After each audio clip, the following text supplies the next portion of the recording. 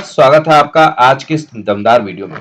Video काफी महत्वपूर्ण है। अगर आप तैयारी कर रहे हैं बिहार पुलिस, यूपी पुलिस या फिर किसी भी स्टेट पीसीएस का, मैं आपके लिए लेकर आया हूँ टॉप 10 करंट अफेयर जो आपके एग्जाम के लिए काफी महत्वपूर्ण है। पहला प्रश्न आपके सामने आपके डिस्प्ले पर है।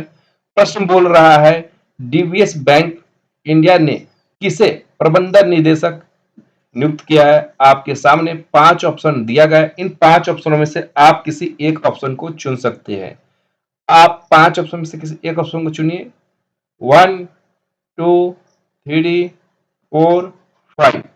समय आपका समाप्त होता है। इसका सही उत्तर होगा option number C. Option number C जो है सही उत्तर होगा। रजत शर्मा, माफ करिएगा, रजत वर्मा को बनाया गया है डीवीएस बैंक का प्रमुख प्रबंधन निदेशक का प्रमुख बनाया गया है। और आपको बता दें, इन्हें भारत की संस्था जो है बैंक का प्रबंधन निदेशक भी नियुक्त किया गया है। काफी महत्वपूर्ण प्रश्न है और इस पर आप ध्यान जरूर दीजिएगा। चलिए अगले प्रश्न की तरफ चलते हैं। अगला प्रश्न आपके डिस्प्ले पर ये रहा और इसका उत्तर आपको देना है। चलिए अगले प्रश्न की तरफ हम लोग चलेंगे। अगला प्रश्न आपके सामने ये रहा, प्रश्न संख्या 2। बहुत बढ़िया प्रश्न है और बहुत अच्छे तरीके से पूछा भी जा रहा है। क्या पूछ रहा है? मास्टर कार्ड के सीईओ का क्या नाम है? आपको बताना है मास्टर कार्ड के सीईओ का क्या नाम है जो यूएस यूएस एसआईएस पीएफ के निदेशक मंडल में शामिल हो गए हैं। फिर से क्वेश्चन सुनिएगा।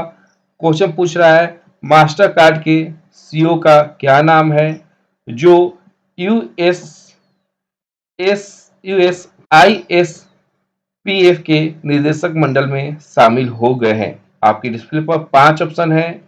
चलिए समय शुरू होता है आपका अब। 1, 2, 3, 4, 5। समय की समाप्ति होती है। आपका सही उत्तर होगा option number A, mike bag, जो कि मास्टर कार्ड के सीईओ हैं और इनका नाम यही है। और इन्होंने ही किसमें शामिल हुआ है? तो ये शामिल हुए हैं यूएसआईपीएफ के बोर्ड के अंदर। यूएसआईपीएफ के बोर्ड के अंदर ये शामिल हो चुके हैं। आपको बता दें, आपको एक पीडीएफ मिल जाएगा हमारे ऑफिशियल टेलीग्राम चैनल के ऊपर, जिसका लिंक वीडियो के डिस्क्रिप्शन बॉक्स में आपको मिल जाएगा। तीसरे प्रश्न की तरफ हम चलेंगे। तीसरा प्रश्न आपके डिस्प्ले पर है। इसका उत्तर आपको देना है। प्रश्न बहुत इजी है, उम्मीद है आप बहुत आसानी से इसका उत्तर दे देंगे। प्रश्न क्या बोल रहा है? केंद्र ने पूंजी निवेश 2023-24 के लिए राज्यों को विशेष सहायता योजना के तहत कितने राज्यों को 56,415 करोड़ रुपए की मंजूरी दी है? आपके डिस्प्ले पर राज्यों की संख्या है, आपको बताना है। फिर से सुनिएगा। केंद्र पूंजी निवेश 2023-24 के लिए राज्यों को विशेष सहायता योजना के तहत कितने राज्यों को 56,415 करोड़ रुपए की मंजूरी दी है? इसके लिए आपका समय शुरू होता है अब। 1, 2, 3, 4, 5। समय की समाप्ति होती है। इसका सही उत्तर होगा ऑप्शन नंबर डी। इसका सही उत्तर होगा ऑप्शन नंबर डी। 16 राज्यों को केंद्र की मंजूरी दी जाती है, जिसमें बिहार को मिलता है लगभग 9,640 करोड़ रुपए। सबसे अधिक किसको मिलता है? तो बिहार को मिलता है 9,640 करोड़ रुपए की साधारण दी जाती है। बोला यह जा रहा है कि भारत के वित्त मंत्री ने व्यस्त विभाग को चालू वित्तीय वर्ष में 16 राज्यों को 56,415 करोड़ रुपए की पूंजी निवेश करने की मंजूरी दी है, जिसमें बिहार को सबसे अधिक मिल रहा है 9,640 करोड़ रुपए। उसके अलावा अरुणाचल प्रदेश को 1,255 करोड़, छत्तीसगढ़ को 3,195 करोड़ और गोवा को मिल रहा है 386 करोड़। इसी प्रकार बहुत सारे और भी राज्य हैं जिन्हें पैसे दिए जा रहे हैं। चलिए अगले प्रश्न की तरफ चलेंगे। अगला प्रश्न आपके डिस्प्ले पर ये रहा। जिसे हम चौथा प्रश्न बोलेंगे। काफी महत्वपूर्ण प्रश्न है। क्वेश्चन पूछ रहा है अंडर 70 विश्व कप के लिए किस देश को मेजबानी चुना गया है, और ये बात फीफा की हो रही है। फीफा विश्व कप जो होती है ना, उसकी हो रही है बच्चे। इसको आपको सही उत्तर देना है। इसको आपको क्या करना है, सही उत्तर देना है। चलिए समय की शुरुआत हम करते हैं। 1 2 3 4 5। समय खत्म हुआ। सही उत्तर होगा इंडोनेशिया। ऑप्शन नंबर बी सही उत्तर होगा इंडोनेशिया।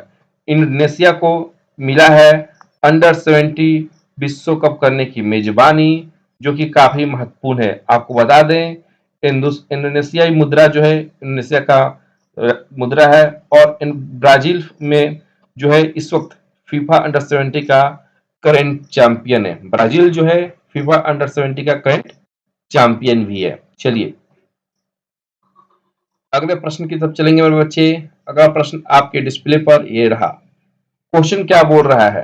क्वेश्चन कुछ नहीं बोल रहा है, बोल रहा है राष्ट्रीय डॉक्टर दिवस मनाने के लिए राष्ट्रीय मेडिकल एसोसिएशन, माफ करिएगा क्वेश्चन फिर से पढ़ते हैं। राष्ट्रीय डॉक्टर दिवस मनाने के लिए इंडियन मेडिकल एसोसिएशन द्वारा स्थापित पुरस्कार के लिए किसे चुना गया? आपके डिस्प्ले पर 5 ऑप्शन है। 5 में से आप किसी एक को सही चुन सकते हैं। 1 2 3 4 5।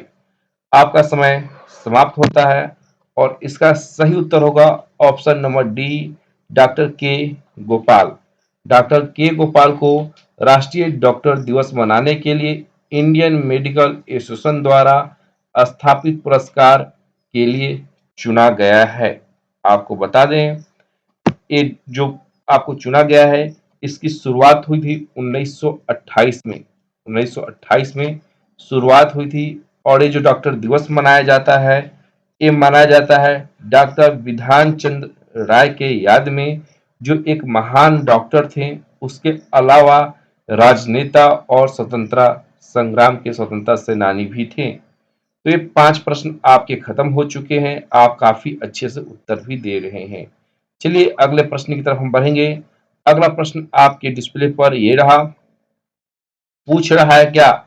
पूछ रहा है क्वेश्चन में विश्व एमएसएमई दिवस 2023 का विषय क्या है? आपसे क्वेश्चन पूछ रहा है विश्व एमएसएमई दिवस 2023 का विषय क्या है? आपसे पूछ रहा क्वेश्चन।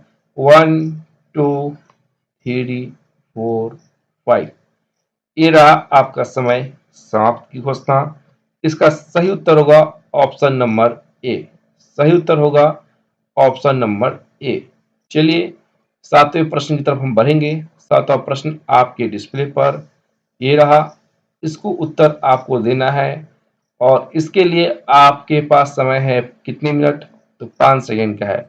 मिस्र का स्वच्छ पुरस्कार का नाम क्या है, जिसे नरेंद्र मोदी को हाल ही में सम्मानित किया गया है?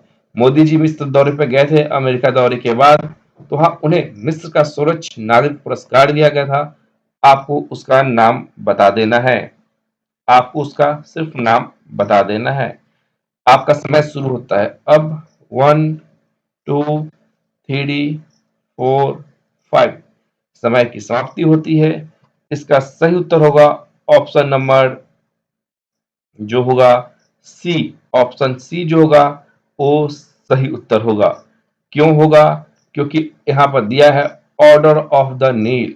मिस्र के जो सर्वोच्च पुरस्कार है उसका नाम है ऑर्डर ऑफ द नील। 23 जून 2023 को नरेंद्र मोदी गए थे मिस्र दौरे पर और तभी उन्हें ये सम्मान मिला है। अब तक 13 राजनेताओं को ये सम्मान दिया जा चुका है और 1915 से इसकी शुरुआत हुई है। 1915 से किसकी शुरुआत हुई है? ये सम्मान देने की शुरुआत हुई है।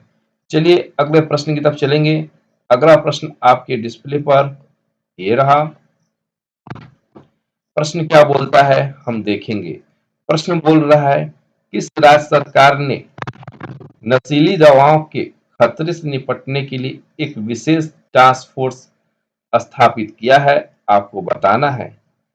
नशीली दवाओं से निपटने के लिए एक विशेष टास्क फोर्स की स्थापना किया है? कौन से राज्य सरकार ने किया, आपको बताना है। हिमाचल प्रदेश, राजस्थान, मध्य प्रदेश, महाराष्ट्र और आंध्र प्रदेश में से आपको एक चुनना है। आपके समय शुरू होते हैं अब।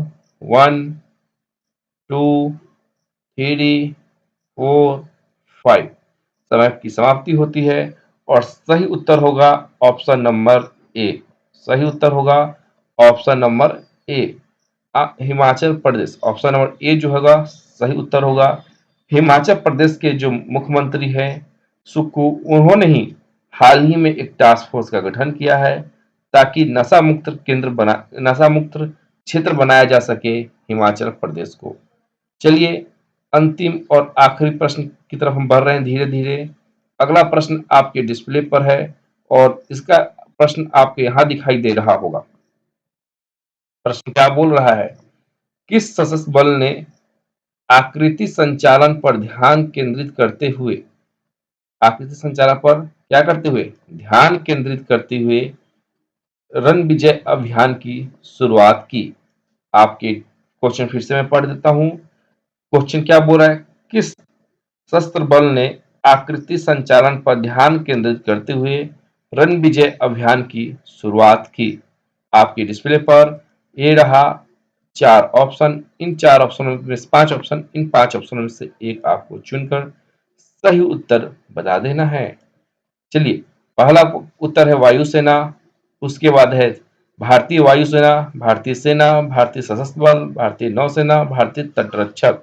इसका सही उत्तर होगा ऑप्शन नंबर ए, इंडियन एयरफोर्स। इसका सही उत्तर होगा ऑप्शन नंबर ए, इंडियन एयरफोर्स। अगले प्रश्न की तरफ चलेंगे। अगला प्रश्न आपसे पूछ रहा है, असम राज्य सरकार किस नदी के नीचे अपनी पहली पानी के नीचे वाली सुरंग बना रही है? क्वेश्चन समझिएगा, बोल क्या रहा है? असम सरकार जो है पानी के नीचे चलने वाला पहला सुरंग किस नदी किनारे बना रहा है? आपके डिस्प्ले पर ये रहा 5 ऑप्शन। इन 5 ऑप्शन में से आप किसी एक ऑप्शन को चुनकर सही उत्तर बना सकते हैं।